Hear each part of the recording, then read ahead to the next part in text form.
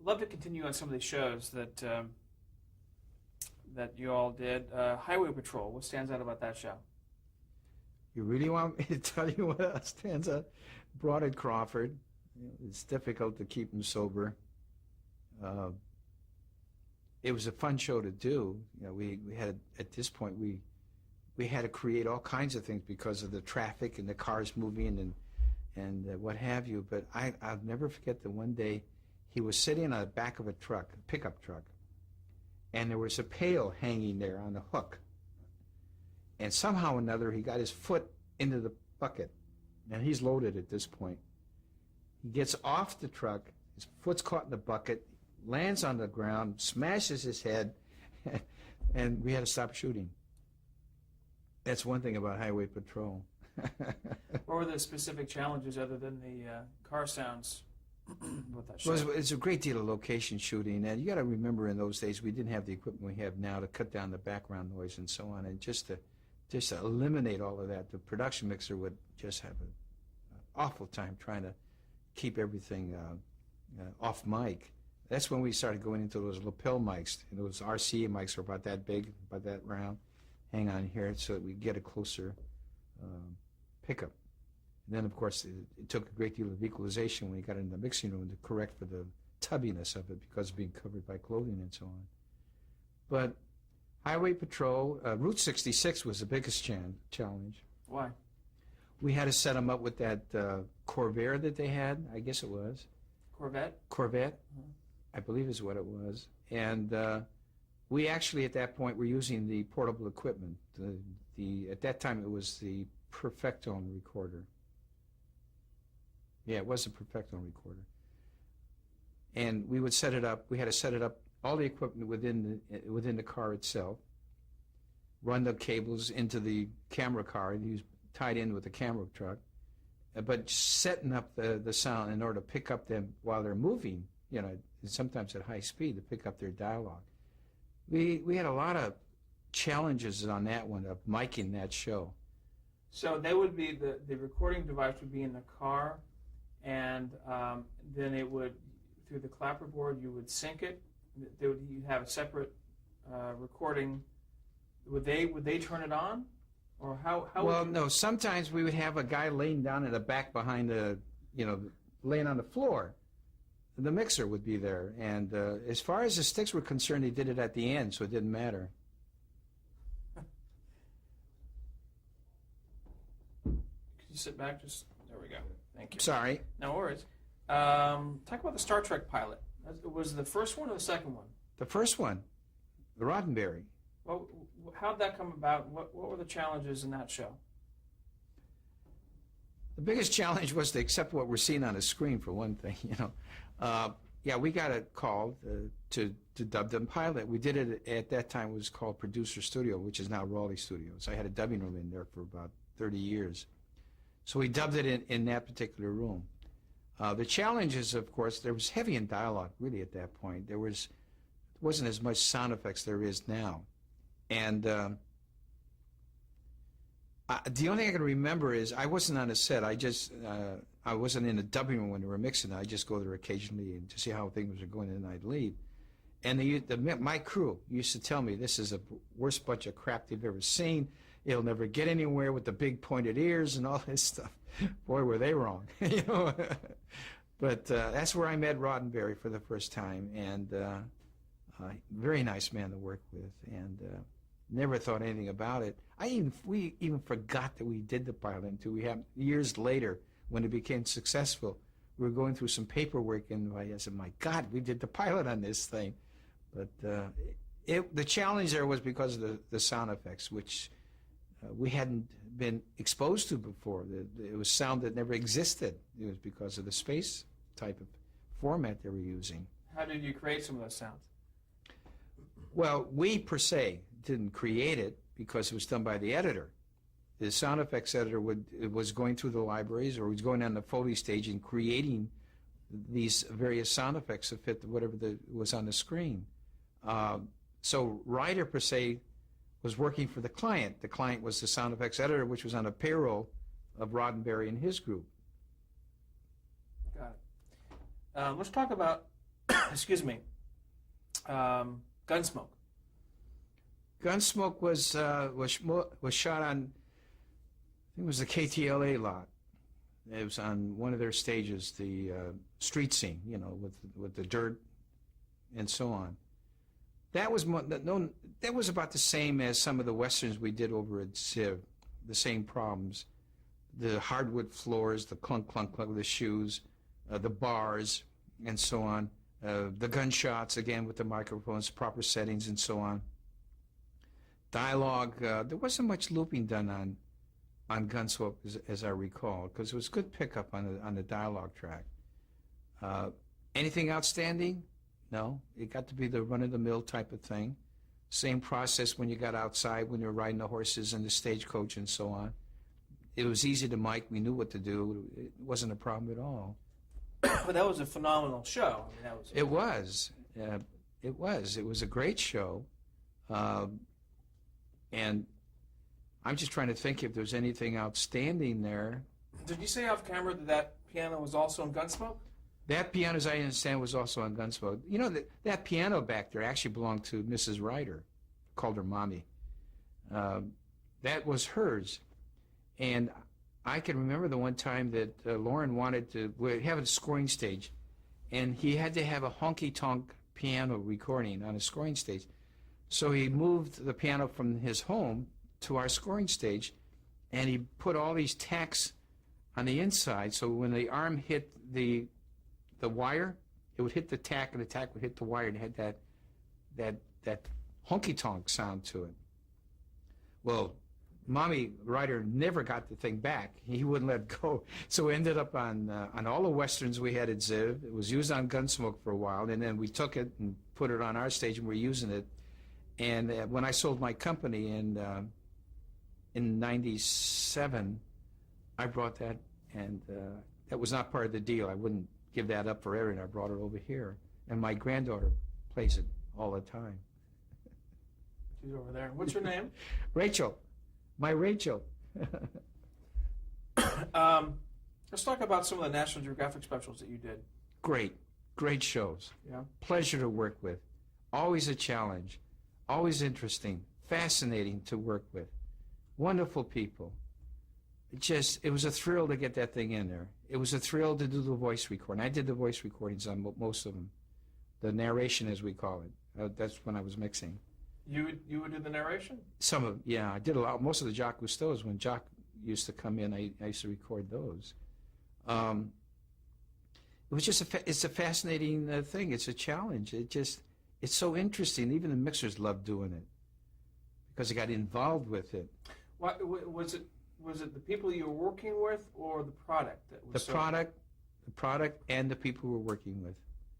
What sound challenges for those shows? Creating certain sound effects to match the picture and so on the Foley stage. They didn't do too much Foley, as I recall, though. They got a lot of live pickup. The challenges really were on the head of the production mixer, really. And then, they got to have 4 or 5 different production mixers on one show because they're traveling all over the world. They'd have different ones all over the place. It was heavy equalization and control of the dialogue track. That was the hardest part. But it was a pleasure to work with the people. And also Metro Media specials that was overseen by John Kluge, right? Yeah, Metro Media were on Sunset Boulevard for a while. And Chris Regent, I think, was when David Wolper took over that facility. There were documentaries, same type of thing as we did for Jacques Cousteau, as well as for National Geographic and so on. Problems basically being the same. How was Jacques Cousteau to work with? Wonderful, just wonderful. He would be on in the studio on a chair recording. One of his sons would be in the monitor room with me directing the father. That was interesting at times, And I'll never forget it though. And when his son was killed up in one of the poles where I think the helicopter crashed and he died, and Jacques had to come in a couple of months after that. He just wasn't the same. He wasn't the same at all. His other son was directing him, And it was sad. It really was sad. It was like he lost all his energy. He had to keep going over and over again. He never did that before. He'd read the script, he'd hit the lines, and that was it. But after that happened, it hurt him badly, really did. But wonderful man to work with, just great. You worked on many David Wolper productions. Talk about David Wolper. Well, I remember David Wolper when he came from New York. Nice young man, came in. He's going to mix his show. He had no idea who he was and what kind of a show he had, and what we were going to do was documentary. In those days, we were known to be the place to go for documentary mixing. We did it well. And I met him for the first time, and we got along well. His shows, again, were extremely interesting. The mixers would get right into it, just fascinated with the product, fascinated with the story, and they performed well because they loved what they were doing. They loved what was on that screen. David is a very talented man, and he would direct that dubbing and mixing session as well as the editorial. It was unbelievable, the things that he would come up with. And I remember many a times I used to go to the dubbing room and sit there for a while to see what was going on, and he would suggest something. And I could tell by looking at the mixers that they didn't particularly agree, but they did it. And you know what? He was always right. He was always right. That's why we're so close friends now. I don't care where we are, we're always very friendly with each other. Excellent man. Just, it's a shame he doesn't do that like he used to. Well, he's kind of semi-retirement, but not really. Semi-retirement. He's on semi-retirement. He's started another show with Warner Brothers, isn't he? I think so. Yeah. Let's talk about some of the other shows. You mentioned on camera that you did a bunch of the Hanna-Barbera shows. We did a lot of animation. We were, again, one of those few things that we were noted for. We were noted for documentaries. We were noted for low-budget films, the B pictures, as I said, as well as commercials and trailers and things of that nature. We did a lot of animation. We did the Yogi Bear, Hanna-Barbera. We did, I don't remember who they were with, Bozo the Clown for Larry Harmon, for example. I got some of his cells in the bedroom. In fact, he wants them back, and I won't give it to him. I said, okay. He said, could you at least take a pictures of them? And so I said, I'll take pictures, but you're not getting them back. But how is animation different than live action? Oh, totally different. First of all, in the animation that I was involved with Mixer, we would have 4 or 5 actors in the room, and I had to control the level of each actor. And they would read the script, obviously, and the animation comes after the script is done. They'll animate to the script with the mouth movement and so on. And again, it's a fact that we didn't have the multi-track recording like we do now. We would only have the single, which means that all these things were combined into one track on a 1/4-inch tape. I think at another point I was able to convince them to at least to go to a 2-track, a stereo 1/4-inch. Again, we didn't have the 1/2-inch 3-track or 4-track at that point in time. And we would record. If one actor made a goof, we'd pick it up and go and pick it up and go. And then after the session was over with, we'd have the log in front of us. We would have to edit the 1/4-inch tape and put all the print takes together so that it would flow freely. I can remember clearly one time when Everett Sloan was in a session. Who's Everett Sloan? Everett Sloan was really one of the top actors in the earlier days. In fact, I saw him just the other day on a clip that was showing that Everett was in there. In fact, it was at the Oscars. He was in there. I don't remember what picture it was, but he was there. It brought to memory what had happened. Everett, everybody else would stand at a microphone. There was about, in that time, I think it was 4 stand-up with stands, and Everett always wanted to sit on a table. Now, Everett had he was hard, it was difficult for him to see. He had bad eyes. He had real thick glasses. And we started to record, and Everett was reading his lines, but he couldn't see the lines at times. his eyes would go totally out of focus. He couldn't see him. So he kept messing up.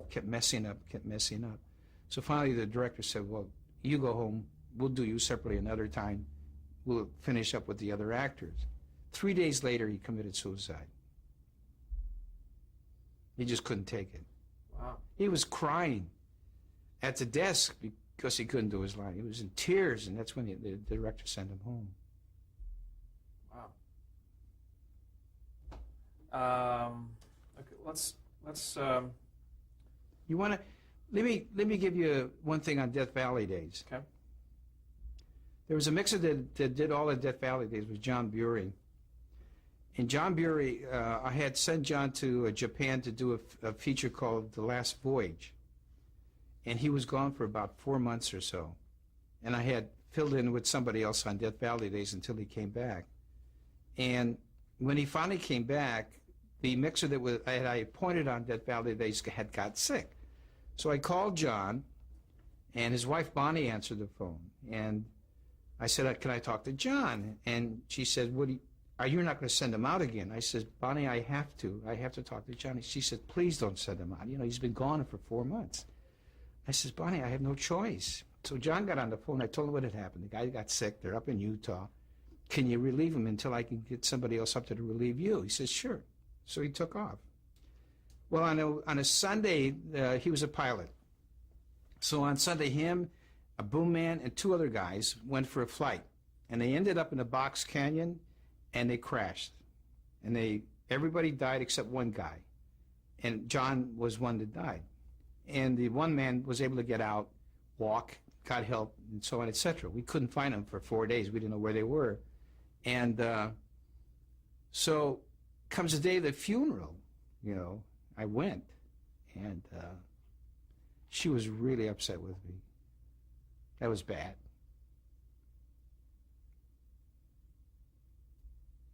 It's cut. Okay.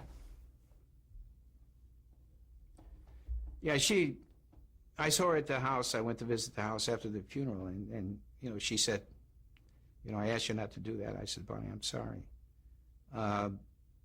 There are cases like that. There's these people that I have sent elsewhere that didn't come back. But other than that, the animation part that I'm talking about was always a joy to do. Other than doing the voice recording, and then doing the final mix on it was a ball. I mean, it just solid sound effects, solid music, and just push it through. That's when we created the dialogue cure of traveling lights of the dialogue tracks, so the mixers would be able to see when the dialogue was coming up, because the dialogue regulated the sound effects and the music as it come up now and so on. And they're so fast, what cartoons are like. So with the traveling light, they were able to do it. And that's actually, it was animation that created the traveling lights. So Rider Sound would do it from beginning end, record the voices, then when the animation was delivered, then you do everything else to the very... Yeah, we would do the voice recording. We would transfer it to, we would edit the 1/4-inch tape. Then we would transfer it to 35 millimeter. It would go to the editors. It would go to the artists. It would go to the artist. I'm trying to figure out how. It would go to the artist first of all, and they would match the dialogue, to match the dialogue with the picture, and then the sound effects and the music and all were added later. At which point it would come back to us for completion. Did you deal with much with Hanna or Barbera? I dealt a lot with Barbera. Oh, let's see, which one was the youngest one? Was it Hanna? The one that just passed away? Hanna. It was Hanna, and I did Barbera. Most of the time I dealt with Barbera. How would you describe Joe Barbera? Oh, great guy. Just great guy. Very talented. An artist. A total artist. Very patient. Wonderful man. In that relationship, it's well documented that Joe Barbera really was the creative end of it, and Bill Hanna was the technical side. I think so. And that relationship came to an end when they decided to put their own dubbing room in their facility. And of all things, they made the biggest mistake in your life. And they called me one day. He said, "What can we do?" I said, "Well, what did you do?" He said, "Can you come up and take a look at it?" I said, "I went." They made this dubbing room with a post in the middle. I said, "I can't believe it." And so the mixed panel is here. The screen is over this way because there's a post here. I said, "Well, why didn't you move everything over?" But it was too late. It was unbelievable. You put the hands in people who don't know what they're doing as far as acoustics are concerned and so on. And it just it's a shame. Let's talk about, you'd mentioned a couple of times how you were getting full ownership of Ryder. About 1976, correct? 76. Right. Once that was finalized, how did you feel? Was it a happy time, happy moment, or was it now what? Or was it, what kind of experience was that for you? I was petrified because I didn't have to worry about the dollars other than fulfilling the margins and the profit at the end of the month. Lauren took care of everything else, But I fell into it with ease. It was easy for me, as if I've been doing it all my life. It was easier now. Let me go back for a second here. Lauren would tell me to do certain things a certain way. Lauren would set policy at times with the prices and the policies that would affect the client and so on. In some cases, I disagreed with him, but I always did whatever he wanted me to do. But now I was able to do things differently than he wanted it. He was pretty hard-nosed at times. And I didn't take that approach. And the relationship between the company and Leo and the clients, improved 100%. And it was fun, really fun. In fact, the competitors became somewhat concerned. Because? Well, the relationship between client and the company had totally changed as to what it was before. And do you want to talk about relationship between competitors within the industry at that point in time as compared to now? Absolutely. Now, so we're talking mid-1970s? Let's go back to the 50s up to the 70s. Okay. 76, someplace in there. The relationship between Glen Sound, Goldwyn Sound, TV recorders, producer sound was good. We were hard competitors, but we were friends. We would be yelling and screaming at each other, making all kinds of threats during the day, and then we go out to dinner and have a ball. That's how it was. And I think what happened, Gulf and Western came around and wanted to buy Paramount Studios. And at that point in time, Glen was at Paramount Studios. They came to Lauren Ryder knowing that he was in charge of that department at one point in time and wanted him to take over that facility once they bought Paramount Studios. And this negotiations went on for quite a while. This young man with a briefcase with paper flowing over the edges and everything would come walking in, and Lauren would call me into the office to hear what was going on. And I remember the very last meeting we had with this Gulf and Western fella, Lauren asked him a question. He says, "If I do what you want me to do to take over that sound department at that studio, what's going to happen to Glen?" Because Glen was then in there servicing Paramount. It was Desilu. And the guy said that, well, obviously they'd have to get off the lot. Well, Lauren says, if they have to get off the lot, that means they're going to lose all that business, aren't they? And the guy said, well, I don't know. That'll be their problem. I don't know why you're concerned about it. And Lauren says, I am concerned because I don't want that on my conscience. I'm not interested in this deal. This meeting is over with. The guy wouldn't leave. Lauren told him, this meeting is over with. I don't want any part of it. And the guy still wouldn't leave. He kept talking to Lauren, got up and left the office and left the guy sitting there. But you don't have that anymore like it is now. It's hard, it's harsh, it's cruel. And the change in the industry took place when Gulf and Western came in. But is it the corporate mentality, or is it, because aren't there more facilities out there? No. No. No. About the same amount? No. As well So as far as is it the integrity of the managers or the owners of those companies, or is it the corporate mentality where there's mergers and acquisitions and there's more large corporations owning? at one point in time, as independent sound companies that were created and formed to service the independent producer, it was Lauren Ryder, Ryder Sound, and Glenn. And then TV recorders came in sometime after that, so there was the three of us. At the time I sold my company, there was a total of, at one time, 12 independent sound companies that were dealing with the independent producers, and at times we'd get the overflow from the major studios, but very seldom. At the time I sold out, I was the only one left. Ryder Sound was the last one to sell out. The corporate mentality, in my opinion, has destroyed the independent sound facility, the relationship between the company and the client. The bottom line, the margins and so on is fine. It's different. It's not something I like at all. I coming from a company which was, if you want to refer to it as a mom and pop operation, which it wasn't because we were the largest, as compared to where I am now, totally different. And if it doesn't change, I think it's going to be pretty bad. With the consolidation that's taking place, they're just not. An independent producer, or the industry in general, is going to be locked down by 5 big companies, and that's it. You talk about controlling prices and policy and so on. It's going to get bad. It's bad now.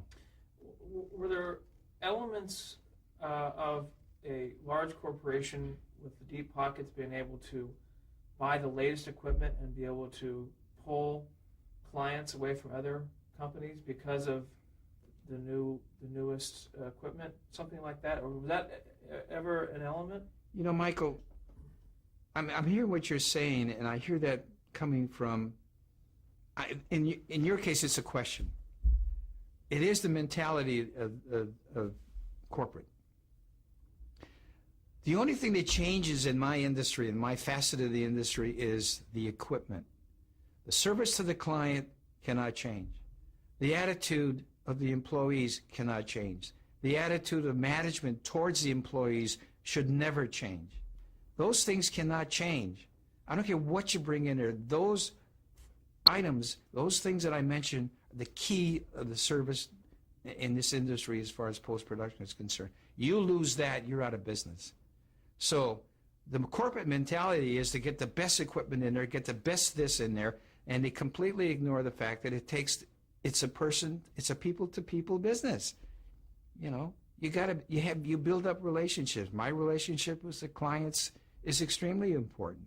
I have clients, you know, that now that I'm working for the company that bought me out, won't talk to anybody but me. Because they know me, they trust me, they have confidence in me. They don't know corporate. They don't trust corporate. And if you lose that, then consolidation is down the toilet as far as I'm concerned. I think it's just a matter of time. This is not the time to do it, but once the negotiations have been completed and so on, it would be smart for somebody to open up their own facility and have that one-to-one relationship, which the independent producer as well as others really are looking for and they're not getting. I have to stop you there and change tapes.